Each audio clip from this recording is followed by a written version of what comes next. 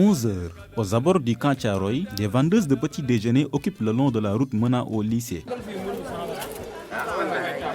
Awalay Gueye, vendeuse. Je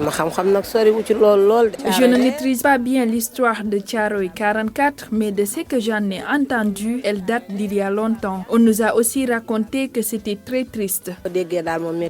Derrière le lycée, des ouvriers sont occupés à remplir des sacs de citrouilles. T-shirt blanc, kaki beige, le visage en sueur, Bekayba est le délégué général du marché Thiaroye Parc Légumes. Je peux dire séquestré ou bien pris le chef, le colonel français là, mais simplement pour demander ce que l'armée française leur doit.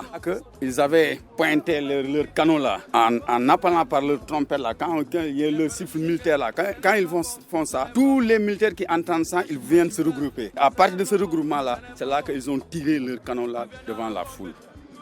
À quelques mètres de Bekay, Ousseynou Ndiaye, la soixantaine, cheveux blancs et chapelet marron autour du cou, il est assis sous une cabane en fortune.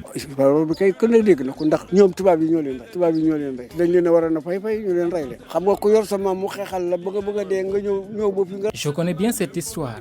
Les soldats français ont tué ces tirailleurs alors qu'ils ne voulaient que leur argent. Je vais parfois prier pour eux dans leur cimetière. Aller combattre pour quelqu'un pour être ensuite tué en remerciement, c'est ignoble. 80